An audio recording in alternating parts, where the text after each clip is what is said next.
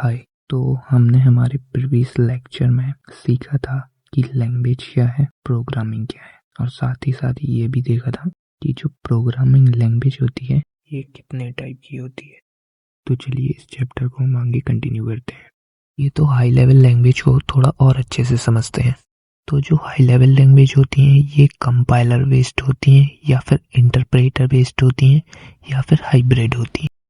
तो इसका मतलब क्या है, चलिए। जो हाई लेवल लैंग्वेज होती हैं ये मैंने आपको बताया था कि ये इंग्लिश टाइप की लैंग्वेज होती हैं, और हम जो प्रोग्राम लिखते हैं वो हाई लेवल लैंग्वेज में लिखते हैं।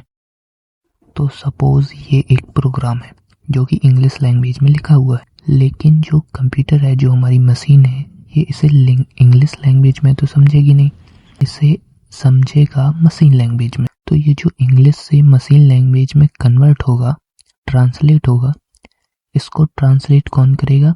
या तो कंपाइलर या इंटरप्रेटर। तो प्रोग्राम को हाई लेवल लैंग्वेज से मशीन लैंग्वेज में ट्रांसलेट करने के लिए दो टाइप की मेथड होती हैं, वन कंपाइलर, सेकंड इंटरप्रेटर।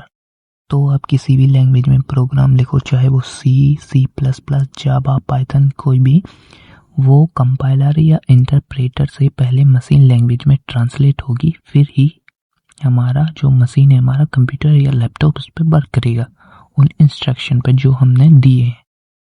तो कुछ प्रोग्रामिंग लैंग्वेज जो होती हैं वो ओनली कंपाइलर यूज़ करती हैं, कुछ प्रोग्रामिंग लैंग्वेज होती हैं जो सिर्फ इंटरप्रेटर यूज़ करती हैं, और कुछ प्रोग्रामिंग ऐसी लैंग्वेज होती हैं जो दोनों को, कंपाइलर और इंटरप्रेटर दोनों को यूज़ करके ट्रांसलेट होती हैं।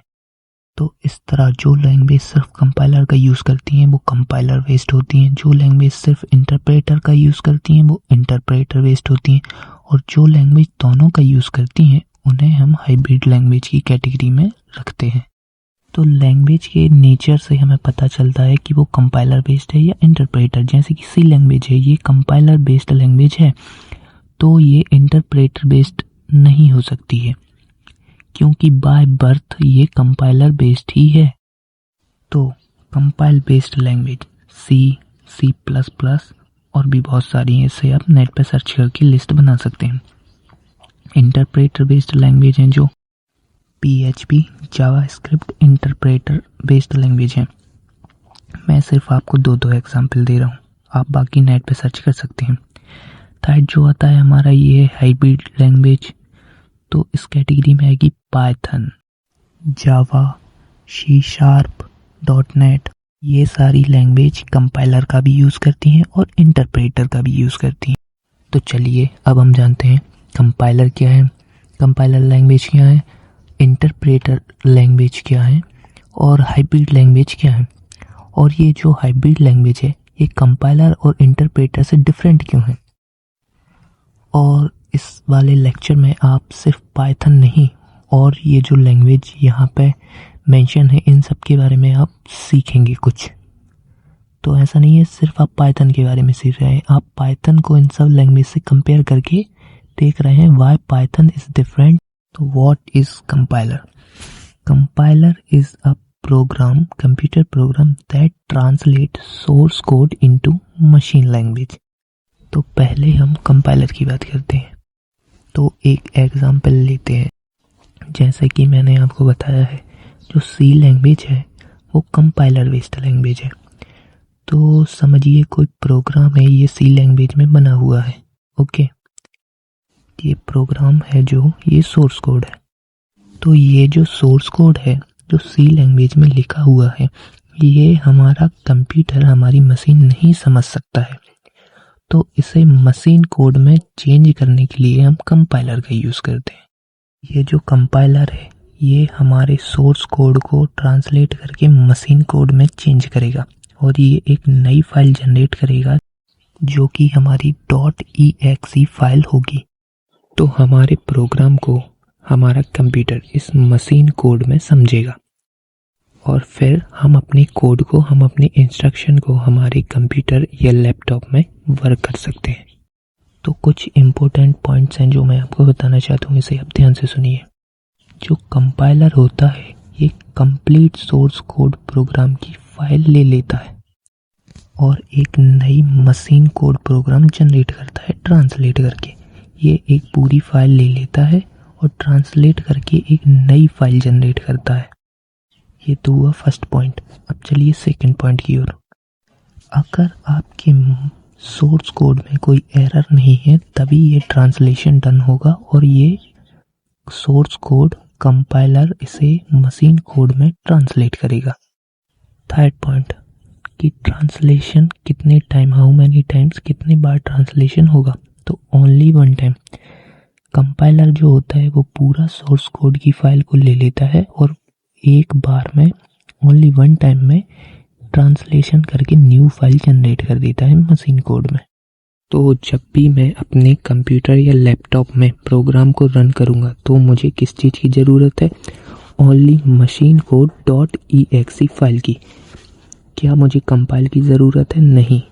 क्या मुझे सोर्स कोड फाइल की ज़रूरत है? नहीं। मुझे सिर्फ .exe फाइल की ज़रूरत पड़ेगी अपने प्रोग्राम को रन करने के लिए।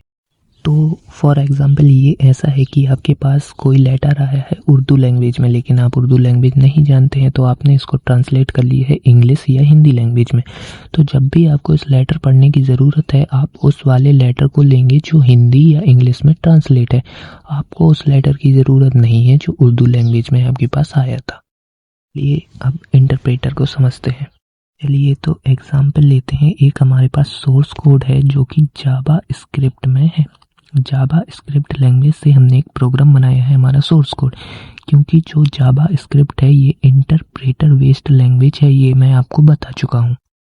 तो जब आप इसे कंप्यूटर में रन करना चाहते हैं ये कंप्यूटर में रन नहीं होगा, क्योंकि मशीन जो है, कंप्यूटर जो है वो जावा स्क्रिप्ट लैंग्वेज नहीं समझता है। तो इसका ट्रांसलेशन कौन करेगा? इंटरप्रेटर इसका ट्रांसलेशन करेगा।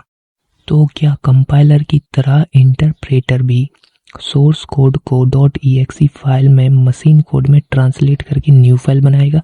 नहीं, ऐसा सिर्फ कंपाइलर करता है। इंटरप्रेटर के लिए मशीन कोड वाली फाइल की कोई ज़रूरत नहीं होती है। तो फिर ट्रांसलेशन कैसे होगा और हमारा प्रोग्राम कैसे चलेगा? ये आपका कोई प्रोग्राम है जो कि जावा स्क्रिप्ट में लिखा हुआ है आपने, जिसमें 10 लाइन। तो जो इंटरप्रेटर होता है ये 1 बाय 1 लाइन को ट्रांसलेट करेगा मशीन कोड में, और जैसे ही फर्स्ट लाइन का ट्रांसलेशन होगा वो लाइन तुरंत ही एग्जीक्यूट हो जाएगी। फिर नेक्स्ट लाइन ट्रांसलेट होगी मशीन कोड में, फिर एग्जीक्यूट होगी, फिर थर्ड लाइन एग्जीक्यूट ट्रांसलेट होगी पहले, फिर एग्जीक्यूट होगी। इसी तरह fourth, fifth, sixth, every line 1 by 1 step by step पहले ट्रांसलेट होगी मशीन कोड में और फिर इंस्टेंट वो एग्जीक्यूट होगी।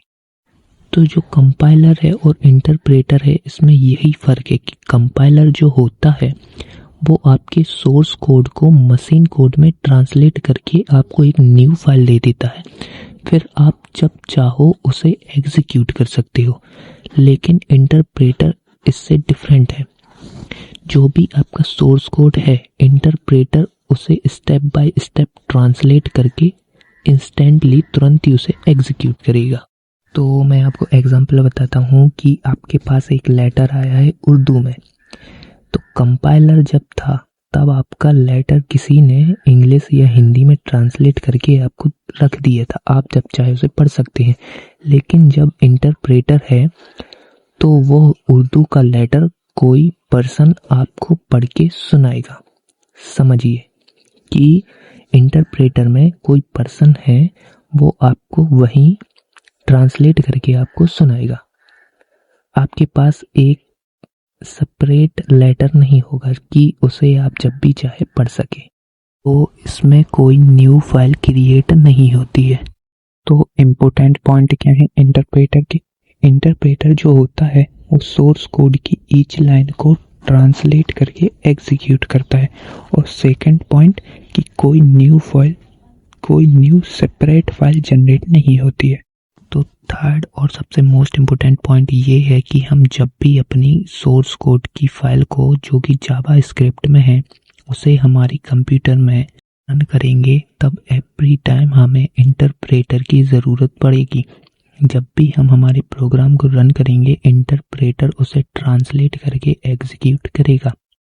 लेकिन कंपाइलर में ऐसा नहीं होता था, क्योंकि कंपाइलर एक सेपरेट फाइल जनरेट कर देता था .exe फाइल, और हम जब चाहें उसको प्रोग्राम को रन कर सकते थे हमारे कंप्यूटर में, हमें कंपाइलर की ज़रूरत नहीं पड़ती थी।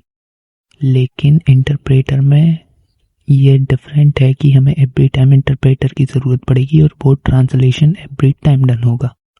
तो अब आप मुझे बताइए कि बेटर क्या है, कंपाइलर जहाँ सिर्फ एक बार ट्रांसलेशन होता है, या इंटरप्रेटर जहाँ प्रोग्राम रन करने के लिए हमें एवरी टाइम ट्रांसलेशन की ज़रूरत पड़ती है? Obviously compiler. तो इसीलिए हम मोस्टली कहते हैं कि कंपाइलर बेस्ड लैंग्वेज जो कि फास्ट होती हैं और बेटर होती हैं इंटरप्रेटर बेस्ड लैंग्वेज से। लेकिन अब हमारे पास मशीन इतनी पावरफुल हो चुकी हैं कि ये जो छोटी सी चीज़ है इसका हमें फ़र्क नहीं पड़ता, इसलिए हम इंटरप्रेटर बेस्ड लैंग्वेज का ज़्यादा यूज़ करते हैं। लेकिन अगर हम कंपेयर करें तो कंपाइलर बेस्ड लैंग्वेज जो होती हैं वो इंटरप्रेटर बेस्ड लैंग्वेज से फास्ट होती हैं।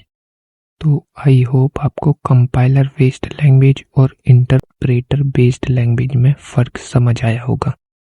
तो हमने हमारे 2 टॉपिक फिनिश कर दिए हैं। थर्ड हम आते हैं हाइब्रिड लैंग्वेज पे। इसे हम कल हमारे नेक्स्ट लेक्चर में सीखेंगे। Thank you so much. Please visit again.